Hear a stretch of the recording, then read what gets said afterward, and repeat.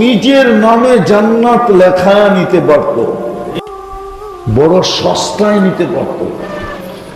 আল্লাহর পক্ষ থেকে তো অফার ছিল, আল্লাহর পক্ষ থেকে তো ডিসকাউন্ট ছিল। এক ডোক পানি দিয়া জান্নাত নিতে পারত। এক ডোক পানি, এক ডোক পানি বোঝেন?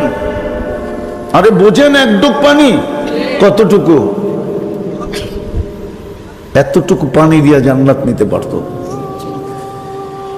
এক রমজান পুরা প্যাকেজ ছিল, প্যাকেজ, শর্ট প্যাকেজ জান্নাত নেওয়ার জন্য।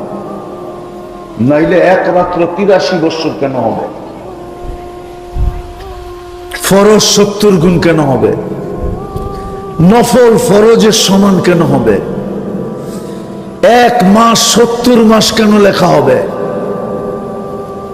এক ডোব পানির, এক কুলি পানির বিনিময়ে জান্নাত কেন মিলবে?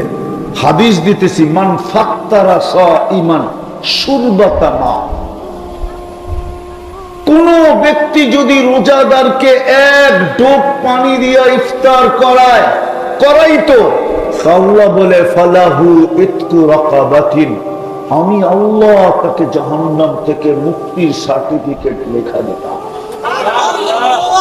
কিন্তু বলেন এই মজমা বলুক, ইফতারির আজানের 2 মিনিট আগে কে বোতল নিয়ে দৌড়ায় রাস্তায় দাঁড়ায় গেছে যে যদি কোনো পথিককে পাই তাইলে আমি এক ঢোক পানি দিয়ে ওকে রোজা খোলায় দিব? কেন আজান দিতেছে, ও বাড়িতে পৌঁছতে পৌঁছতে না জানি 2-4-5 মিনিট লেগে যাবে, আমি আমার পানি দিয়েই ওকে রোজা খোলায় দেই আর নিজের নামে জান্নাতটা লেখায় নেই। এইখানে কয়জন করছে বলেন? রাগ হবেন না, কয়জন করছি?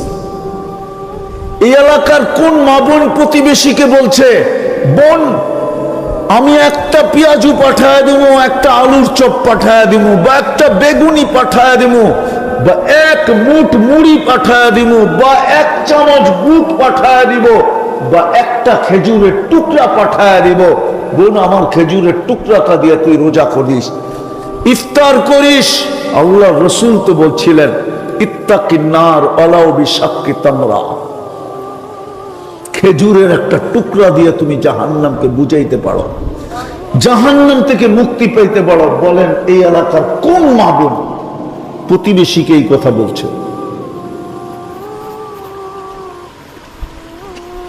আল্লাহ তো জান্নাত দিয়ে কিনতে চাইতেছে, আমি তো জান্নাতের সামান্য একটু ধারণা দিলাম।